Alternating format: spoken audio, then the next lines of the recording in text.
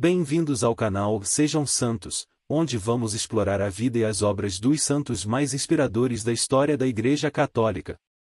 Nós vamos compartilhar suas histórias, seus ensinamentos e seus exemplos de virtudes, esperando que possam nos inspirar a viver de acordo com os ensinamentos de Cristo. Então, se você quer aprender mais sobre esses santos e descobrir como suas vidas podem ser caminhos que nos levam a Jesus Cristo para nós hoje, inscreva-se no nosso canal e deixe o seu like. Inscreva-se hoje mesmo, divulgue nosso canal a seus amigos e comunidades e nos ajude o nosso canal para que possamos alcançar mais pessoas na divulgação a conhecer mais a vida dos santos. Onde a santidade é uma jornada diária. Faça parte dessa comunidade de busca pela santidade.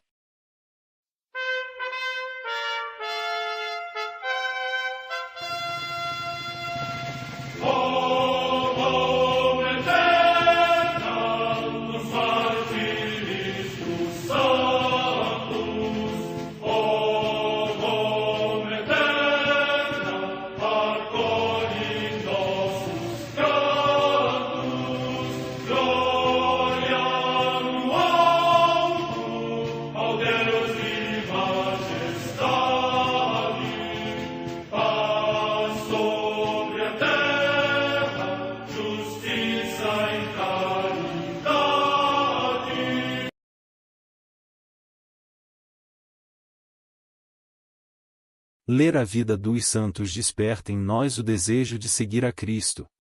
Através de suas vidas podemos aprender as virtudes, a sabedoria e o amor de Deus. Cada santo nos oferece um modelo de vida a ser imitado, como diz São Paulo na carta aos Hebreus, capítulo 12, versículo 1. Estamos rodeados por uma nuvem de testemunhas. A Igreja foi fundada por nosso Senhor Jesus Cristo não apenas como uma instituição, mas uma autêntica família. Os santos mártires, confessores, doutores, as virgens, os santos pastores e todos os demais santos são realmente nossos irmãos que nos precederam no caminho da fé e já estão no céu, para onde também iremos nós, pela graça de Deus. Portanto, sede santos, assim como o vosso Pai Celeste é santo. Mateus capítulo 5, versículo 48. Hoje, dia 18 de novembro, celebra a Igreja a vida desse grande santa, Santa Rosa Filipina do Chesney. A Santa Madre Igreja celebra também nesse dia os santos. Dedicação das Basílicas de São Pedro e de São Paulo, apóstolos.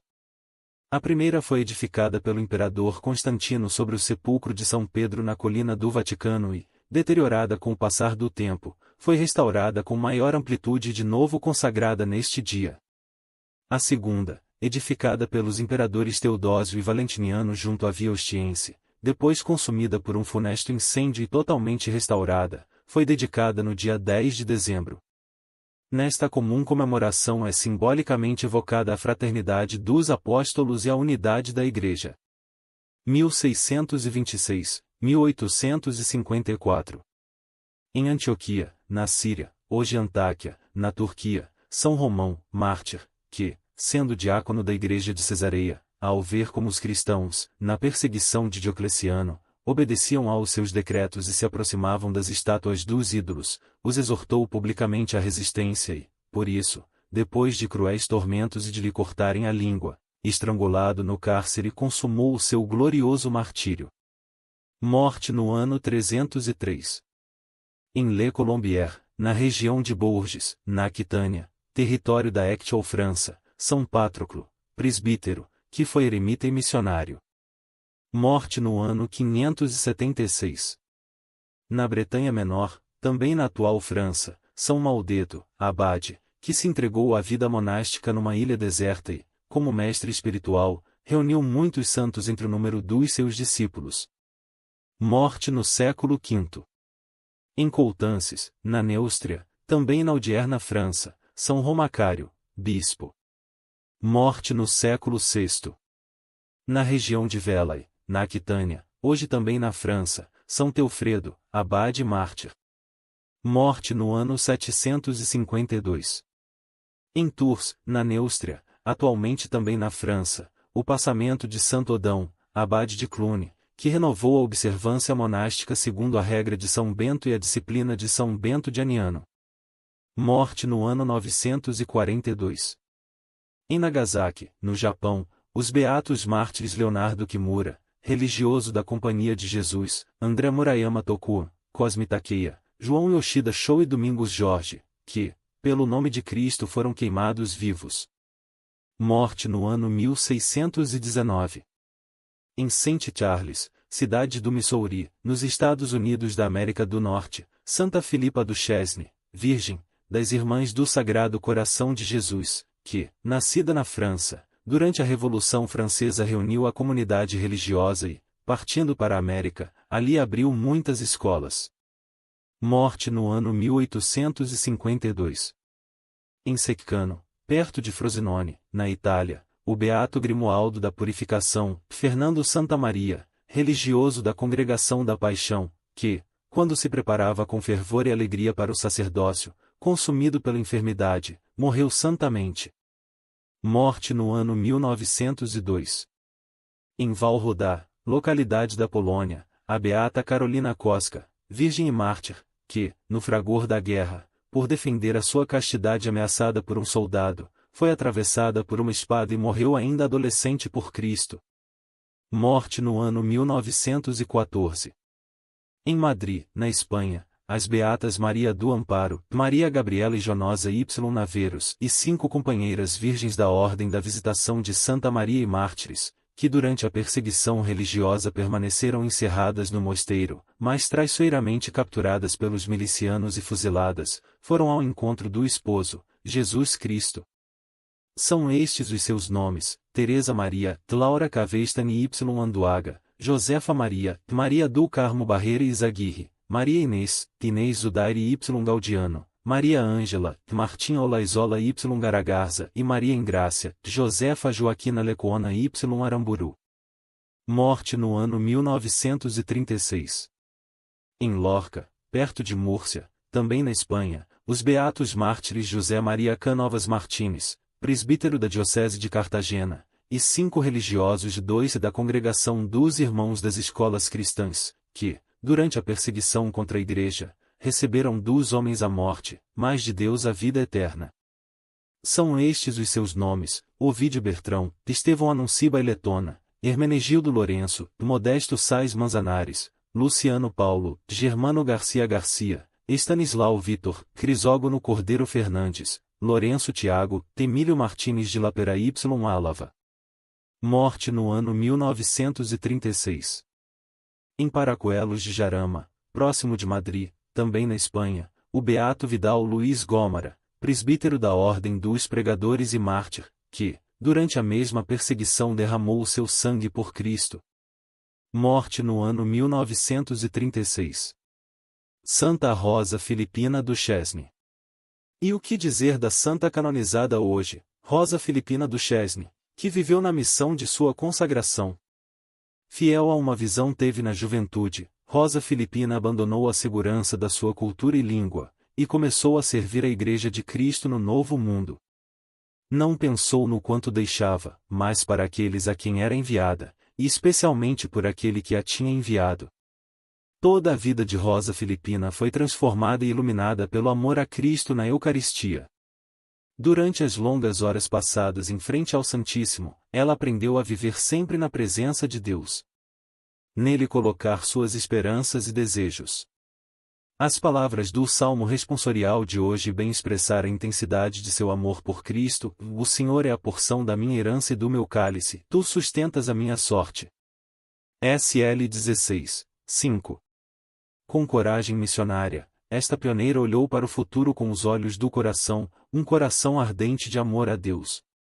Ela foi capaz de ver, para além das necessidades da França pós-revolucionária, as necessidades do novo mundo de seu tempo. Ela tomou sobre si o convite do Evangelho e de fazer discípulos de todas as nações, recordando que o chamado à santidade é universal e não conhece fronteiras das nações, sistemas políticos, culturas ou raças. Cada vez mais cheia de amor de Deus, alimentada na adoração da Santa Eucaristia, Rosa Filipina sentia-se atraída irresistivelmente para as crianças pobres, as famílias pobres. Para ajudá-las e educá-las generosamente passou os últimos 34 anos de sua vida, naquela região do meio-oeste. Ela também fez uma tentativa frutífera de apostolado entre os índios. Prejudicada pela barreira da língua, no entanto, foi capaz de trazer para as pessoas pobres algo da ternura de Deus, com o seu ser e seu comportamento. Os bens materiais, mesmo que insuficientes, que ela reunia, foram distribuídos. Ela desejava que o coração do rico se abrisse com mais largura, porque eles próprios poderiam viver de forma mais simples. O compromisso radical de Rosa Filipina aos pobres e marginalizados é uma fonte viva de inspiração para a sua congregação. Seu exemplo é bastante extraordinário, e verdadeiro para todos os discípulos de Cristo, especialmente aqueles que vivem nas regiões mais ricas do mundo. Papa João Paulo II, a homilia de canonização, 3 de julho de 1988. Rosa Filipina Duchesne é o primeiro nome que aparece na lista dos pioneiros do Memorial Jefferson de São Luís, Missouri. Ela chegou aos Estados Unidos na idade de 49 anos e durante 34 anos se dedicou à educação dos colonos e dos índios, falecendo na idade de 83 anos. Rosa Filipina Duchesne nasceu em 29 de agosto de 1769 em Grenoble, na França. Foi batizado na Igreja de São Luís, e recebeu seu nome em homenagem a São Filipe Apóstolo, e Santa Rosa de Lima, a primeira santa da América. Ainda criança, sua mãe a levava nas visitas aos pobres e doentes, e dava para as crianças alguns de seus brinquedos. Também ajudava os pobres com o dinheiro que seus pais lhe davam para gastar. Educada no convento da Visitação de Santa Marie d'Enhaut, foi atraída à vida contemplativa, e entrou para o mosteiro, aos 18 anos. A comunidade foi dispersa durante a Revolução Francesa e Filipina voltou para sua família e se dedicou a cuidar dos presos, pobres e doentes, aliviando seu sofrimento. Ela tentou reconstruir o mosteiro de Santa Marie, após a concordata de 1801 com algumas companheiras, mas não conseguiu. Em 1804 Filipina ouviu falar de uma nova congregação, a Sociedade do Sagrado Coração, e pediu à fundadora Madeleine Sophie Bará para ser admitida, oferecendo seu mosteiro. Madre Bará visitou Santa Marie em 1804 e recebeu Filipina e várias companheiras como noviças na sociedade. A vida contemplativa em Filipina alimentou o desejo de ir para as missões. Atraída pela Eucaristia desde a sua juventude, ela passou a noite de quinta-feira santa em oração e viveu uma experiência mística singular que marcou seu coração com um profundo sentimento missionário, acentuando o que já possuía. Ela se viu misticamente transportada para o continente americano, delineada por um intenso amor nos momentos da paixão, e eu me vi a sós com Jesus ou cercada por uma multidão de crianças negras, flores selvagens da floresta, sentindo-me mais feliz entre eles do que em qualquer outro lugar da terra. Um momento sublime que a fez reviver as façanhas de outros missionários ilustres, São Francisco Xavier e São Francisco Regis, deixando seu espírito invadido pela paz e pela urgência apostólica. Tudo corria tão bem, não havia lugar no meu coração com qualquer tristeza. Depois ela escreveu a Madre Bará: passei a noite inteira no Novo Mundo levando o Santíssimo Sacramento em todos os lugares. Eu tive que fazer muitos sacrifícios, deixei minha mãe, irmãs, parentes, minha montanha. Quando me disser, eu te envio, vou responder imediatamente, e eu vou. No entanto, ela teve que esperar mais 12 anos. Em 1818 foi realizado o sonho de Filipina. O bispo do território da Louisiana estava buscando uma congregação religiosa para ajudar a evangelizar as crianças francesas indianas de sua diocese, e Filipina foi enviado para responder a este chamado. Em St. Charles, perto de St. Louis, Missouri, ela fundou a primeira casa da sociedade fora da França, em uma cabana.